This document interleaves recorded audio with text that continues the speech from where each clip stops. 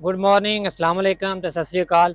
ਅੱਜ ਜੀ ਆਪਣੇ ਨਾਲ ਨੇ ਇੰਦਰਜੀਤ ਭਾਜੀ ਜਿਨ੍ਹਾਂ ਨਾਲ ਫਸਟ ਡੇ ਟ੍ਰੇਨਿੰਗ ਤੇ ਵੇ ਤੇ ਇਹਨਾਂ ਕੀ ਹੋਡ ਖੋਲਣ ਨਾ ਔਰ ਪ੍ਰੀ ਟ੍ਰਿਪ ਨਹੀਂ ਜਿਹੜੀ ਜਰਨਲ ਪ੍ਰੀ ਟ੍ਰਿਪ ਹੈ ਜਦੋਂ ਤੁਸੀਂ ਟ੍ਰਿਪ ਸਟਾਰਟ ਕਰਨੇ ਹੋ ਉਹ ਕਿਸ ਤਰ੍ਹਾਂ ਕਰਨਾ ਉਹ ਦੱਸਾਂਗੇ। जिस टाइम भी भाजी तुसां अप्रोच करनी है पहला लाजम तुसां थल्ले चेक करना है ओके कि कोई इंजन ऑयल वगैरह लीक तो नहीं। हाँ जी हाँ जी ठीक है, ओके जी उस तो बाद एस नु चेक है अपर, ओके एस की चेक है अपर ओके बस। ओके और दवा साइडा तो इसने लाक न लॉक ओके दोवे लाक खोल के इसनु चुक देना है। इंजन ऑयल चेक हो गया। हाँ जी उस तो बाद तुसा विंडशील्ड वाटर ओके ए लेवल है इसना, हाँ जी ठीक है, ये भी ठीक है।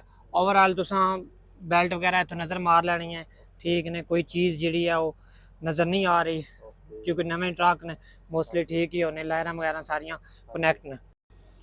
इस तो बाद पावर स्टीयरिंग ऑयल ओके ये इसना लेवल है हाँ जी और ये देखिए नज़र आ रहा है, हाँ जी हाँ जी ये भी ठीक है। अगर तो तुहाडे कोल नवा ट्रक है, रिमोट ने ए थल्ले लास्ट है लाइट चेक ना बटन है, ओके ये लाइट चेक ना बटन तुसा करना है ओके तो फिर लाइट अंदर नज़र रखनी है। लाइट ठीक है, ठीक है सिग्नल इंडिकेटर ठीक है, okay high beam low beam okay इधर भी same indicator, high beam low beam, bumper light सब ठीक है। इस तो बाद पीछे टुट जाना है, बाद पीछे आ जाना है, लाइट अंदर नज़र मारनी है, हाँ जी लाइट अंदर नज़र रखनी है, ठीक है।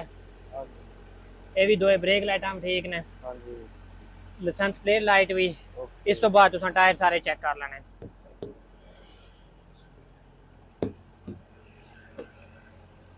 आ भी चेक कर ले ठीक है, एक बारी फिर थल्ले बैक है, ओके बैक साइड से भी नज़र मार लेनी है कि कोई चीज़ थल्ले लटक नहीं रही या कोई डिफ्रेक्शन ऑयल या कोई चीज़ लीक तो नहीं।